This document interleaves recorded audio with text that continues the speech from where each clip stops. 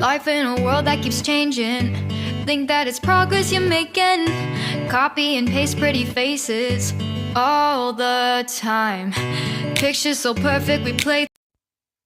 Hello, everyone. Welcome to Anointed Lady TV, the home of news and politics. If it is your first time in this channel, you are highly welcome. Thank you so much for stopping by. And if you like what we do on this channel, hit on the subscribe button. Also put on the notification bell so you'll be notified by YouTube anytime we drop a new video. And if you are returning subscribers, thank you very much for always coming back to watch our videos. On this platform, we drop videos every day and we react to every video that come our way. And on this very video, I will be watching with you. And after watching, let's go to the comment section and drop our opinion constructively. Like our videos and also share our videos if possible. See you next time in my next video. So definitely, Fubara will now start to assert himself as regards what's happening in Rivers State. Talk about that vis-a-vis this talk about godfatherism. Because the fight is not over. In fact, it's just started. It's a big battle royale in Rivers. I'm very happy, Rufai, that you're quite insightful. Insightful in the sense that you agree with me that the issue of the peace talk is just a smoke screen. It's a facade. The battle has not even started, so to speak. On the issue, I refer to it as pestilence of godfatherism. We have a situation where the governor is being asphyxiated. You have a situation where the governor is being manacled, he's been handcuffed. For example, you have the special assistants, you have the commissioners, you have, sorry, are you talking? No, I'm not saying anything, sir. No. Are you talking? I think No. there's a gap in communication. I'm not saying anything. You have the issue of the, because I saw your hand gesticulation of that. You have the issue of the appointment of special advisors, the appointment of commissioners, the appointment of chief of staff, the appointment of ADCs and oddlies. Well, the governor appoints, he's the appointer, but the truth is that they were imposed on him, foisted on him because they were nominated by his predecessor, Nyesom Wike. And aside from that, we also know authoritatively that even when it comes to the issue of mandate, the signing of non-mandate, he needed the imprimatur of his predecessor to sign those mandates. The governor could not do anything of his own volition. In the issue of Office of the First Lady, I can tell authoritatively as well that it doesn't exist in Rivers State. Why doesn't it exist? Because the governor had warned them that I don't want to hear anything like the issue of the Office of the First Lady. So this was the kind of situation that the present governor, Simfuba, found himself in Rivers State. And don't forget that when a man is pushed to the wall, he bounces back with redoubled effort. That notwithstanding, he was being very careful because he appreciated the fact that the former governor, who is now the president of who is now the minister of the Federal Capital Territory, was instrumental to his emergence, even though he was not willing to accept to run for the office of the governor in Rivers State. But at least he was convinced by the former governor, who is now the minister, from now on I'll keep saying who is the minister, who is now the minister of the Federal Capital Territory, to run for. He goaded him, and the guy eventually accepted. Whatever agreement they had behind the scenes, it's none of our business. It's not the business of Rivers people. You're there as a governor, you're there in our image, you ought to be there in our image, and you ought to ensure that good governance prevails. So whatever private agreement they had, but I can tell you that the problem we are having in Rivers State is like what I said, the pestilence of godfatherism. It is a situation where you have wealth tainted by cupidity and is being festered by the desire to control, egoism. That is what is going on. How dare you? Now, former minister himself, the present minister himself said he bought forms in any civilized clime. By now, you should be cooling off his heels in one of these either DSS or police detention camps. He bought forms for everybody. He said that. Nobody did not say that. That he bought forms for everyone. With whose money? People talk of good governance, people talk of infrastructure. I think it's a distorted understanding of what really went on in Rivers State. I'm a Rivers man. For 8 solid years, there was no agriculture in Rivers State. For 8 solid years, in fact, the employment rate dropped. We're about the least employed state in Rivers State, in the country. Maybe the second or third least employed. People were hungry.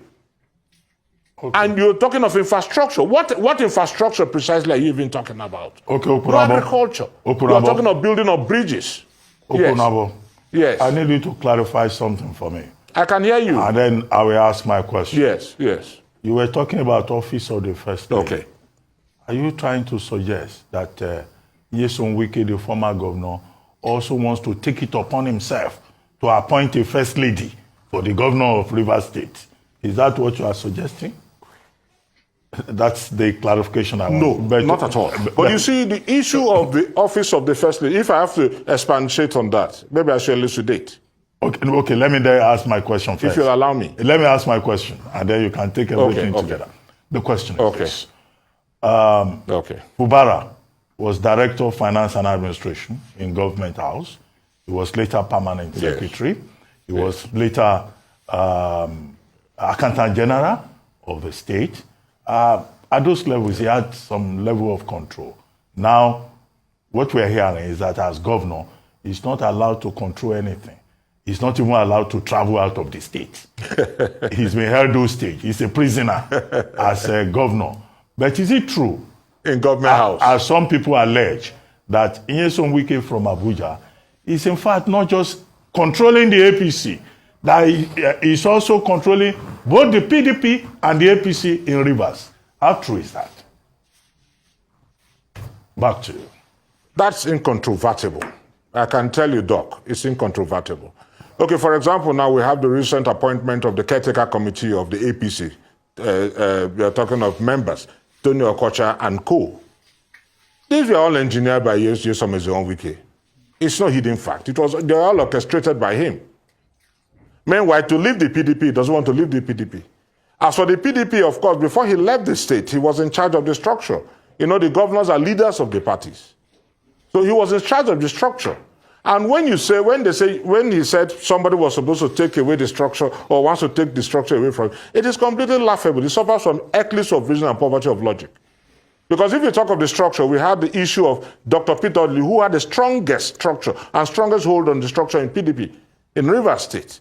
Nobody is trying to take that away. He was just in charge of the financial structure and not necessarily the structure of the PDP in the state.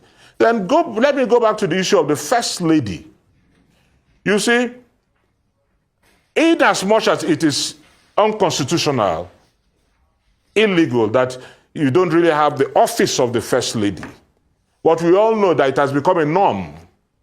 And Wike himself said, even in churches, that he doesn't want to hear the issue of first lady. In churches, it's on record. He doesn't want to hear the issue of first lady. You know, what he wants is absolute control. He doesn't want anybody, even those who are supposed to visit the governor in Government House, are being restricted. And if anybody gets into Government House, immediately 1 or 2 persons call him. And he's going to lambast the governor for doing that without his consent. This thing played out itself in the appointment of the Commissioner for Information, in the appointment of how did they describe this thing? Is it a specially abled person? Okay. A senior special assistant to the governor. Wike was peeved that those appointments were made. Even the issue of the Songhai, which was set up by Rotimi Amechi. No, but which was supposed to provide but with the physically challenged employment. Sorry, with some of those appointments, I think Wike's argument. Yes, Wike's argument is that Fubara was beginning to appoint people from Okpobo, from his own town. No, that was not without clearance. No, that was a special reason. That was a special reason. Good, you said without clearance. Do you need clearance from your predecessor to make any appointments? You're in charge. But that reason, that when he said Opobo was special, why did Fubara cancel most of the appointments at Ajuri University? Most of them were inquiries. I don't want to bring in tribalistic sentiments here. We all know that if you get to Rivers State today, most of the appointments done by Nyesom Wike, we are tribalistic. And Fubara said most of them were not even qualified. And that was why he had to cancel all. I'm talking about Juro. So those sentiments are special. In the public, they will say, oh, he's trying to... But let us look at it this way. Who was supposed to even be the chief judge of Rivers State right now? Although it's a political appointment. Ruben, you're a lawyer, you know that.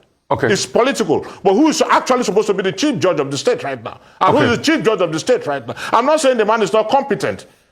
But you all are going to agree with me that seniority counts a lot in law. Okay, sir, can you hear me? Okay, this morning, let's dig deeper. Yes, I can hear you, Rufa. Yeah. Right. Let's dig deeper. Yes. When did you fall out with Governor Wike? Because you were an advisor to him. Some people will say what you're doing now is sour grapes because you've fallen out with him. Where did you fall out with him, and why did you fall out with him? Secondly, in this... I don't give it... I'm hang not on a minute. about what people say. No. I want to... Let me finish my question, please. Okay. I beg you. In this Casino Royale that is about to start, or this battle that is about to start in Rivers State, let me dig deeper by talking about something that mixes both people.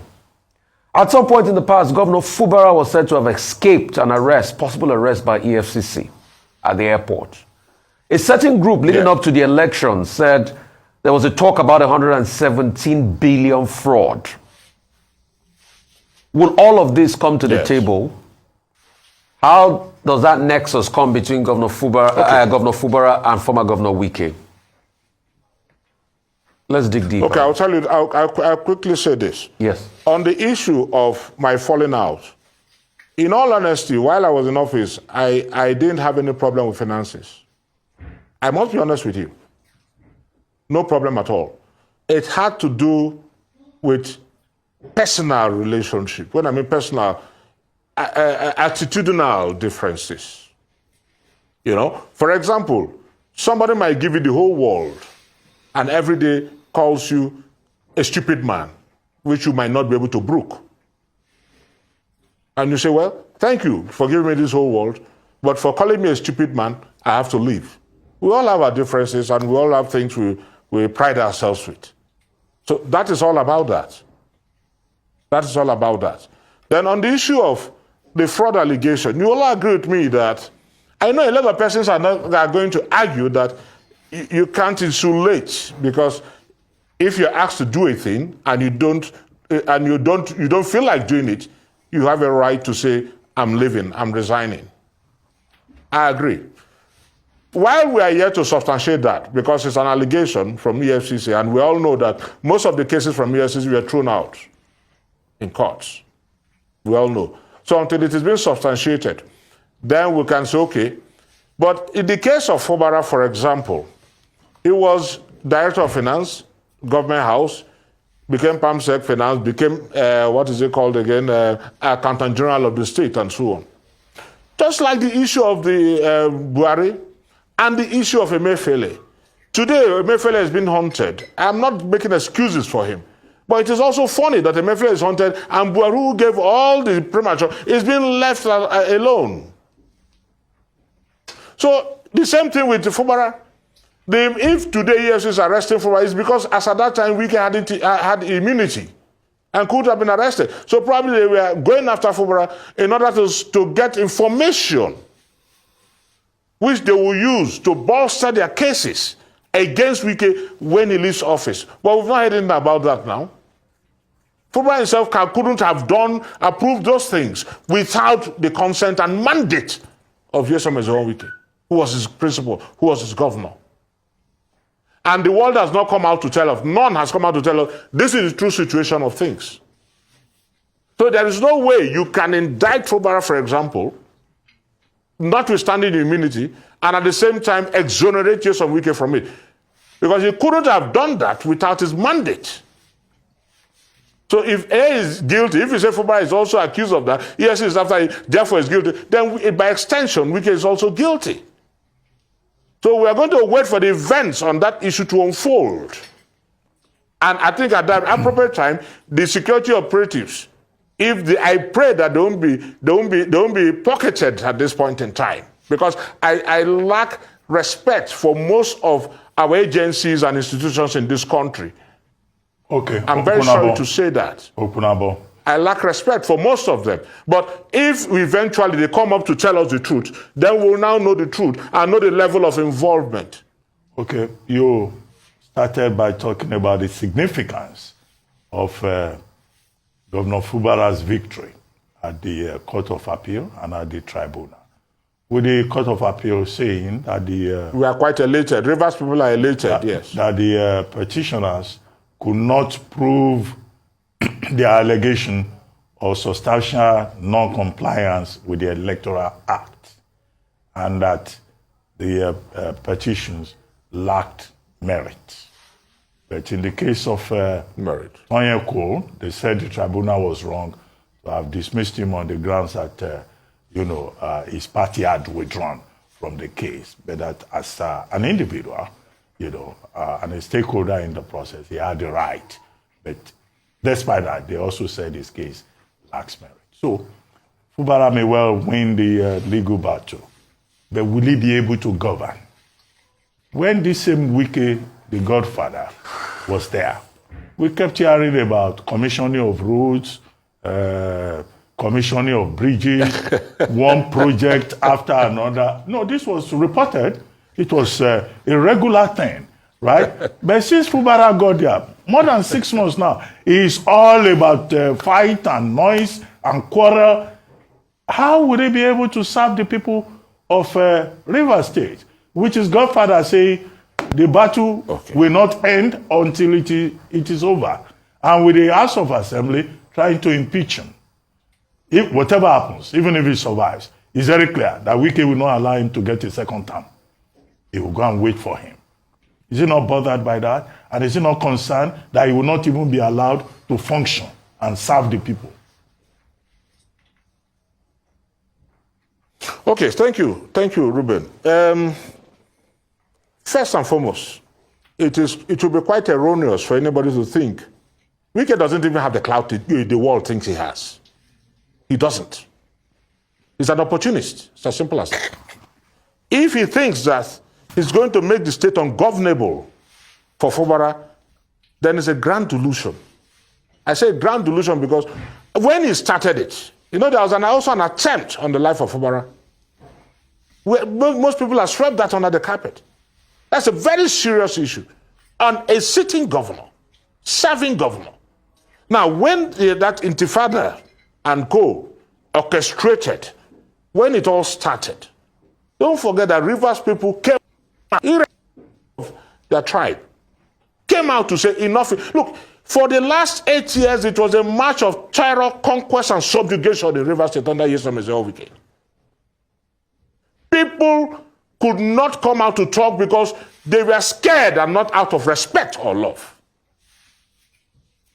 Now, when Fubara took over and that whole mess came up, you saw how Rivers people gathered.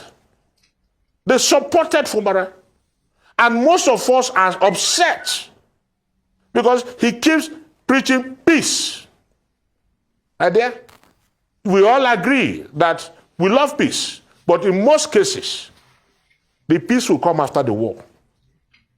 If somebody slaps you today and you walk away, the person will have the gumption to slap you tomorrow. But if he slaps you today and you retaliate, even if the person is stronger than you, the person will think twice tomorrow. Will do the same thing. Okay, wait a minute. And that's what we expect of the governor. Wait a minute. Now you're saying... Now, I want to address the issue of how can he govern? How can he go? I want to address that issue. Address that, I'll ask you a question, yeah. A lot of people say the governor is stingy, the governor is this, the governor is that. He's not. He's an accountant, he's prudent. Not that he's stingy. But where is the money? Talk of the ring road, for example.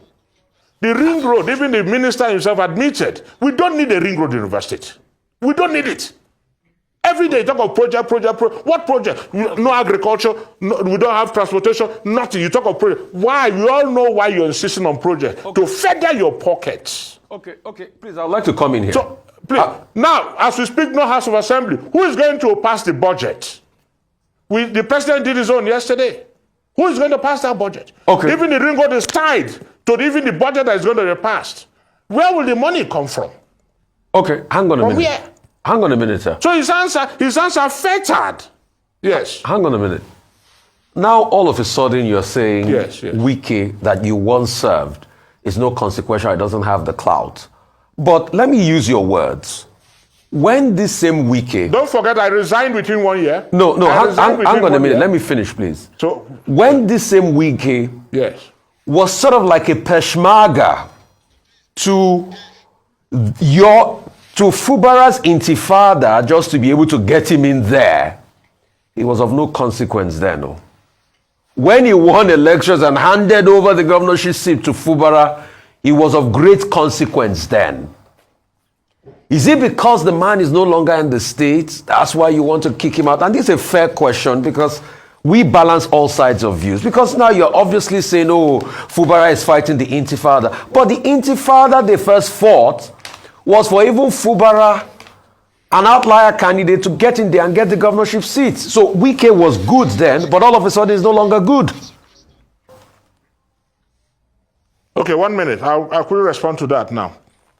First and foremost, we all know the power of incumbency.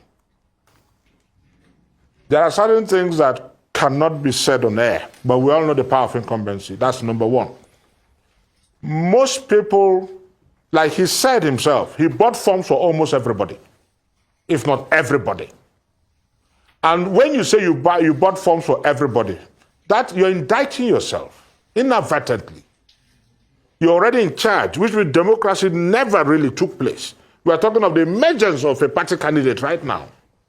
And before now, the air was suffused with the clamor for a riverine governor. Since 1999, we've always had an upland governor. So we were yearning for a riverine governor. And the air was suffused with that clamor. And that's why we said most riverine people should come out and contest. Eventually, Sim was brought out.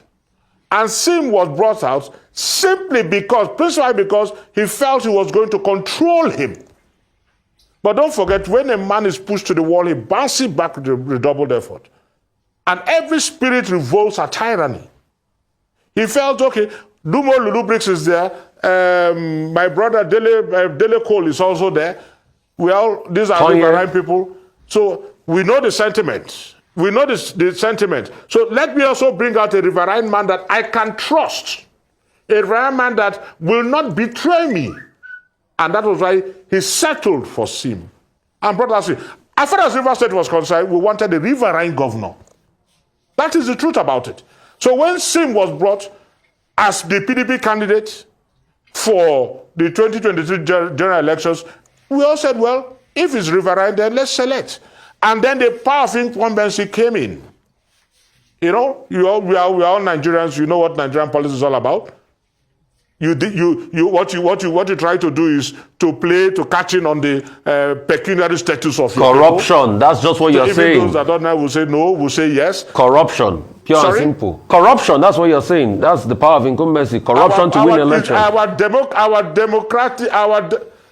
democracy is corrupt.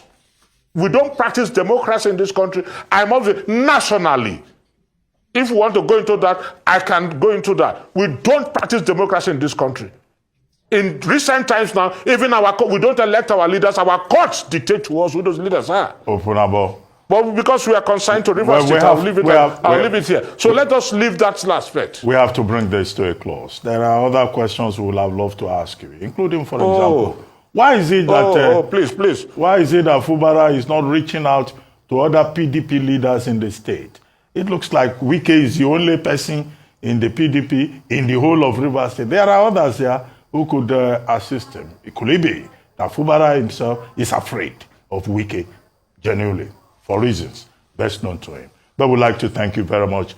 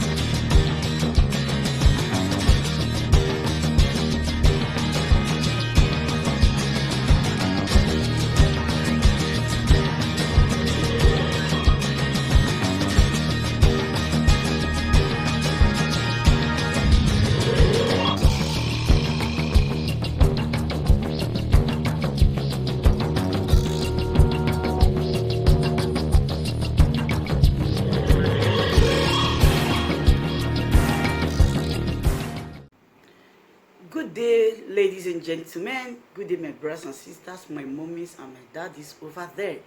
Is your sister again, your doctor, your friend, your girl, Anointed Lady TV. Please, if today is your first time of coming across my YouTube channel, please do subscribe for me. Subscribe and turn on the notification bell. So each time I upload any video, you will be notified. So in this my channel, I will be bringing up many things to you in which you will benefit from it. I do talk show, I do news, anything you want to talk about, I am into it. Please subscribe and turn on the notification bell.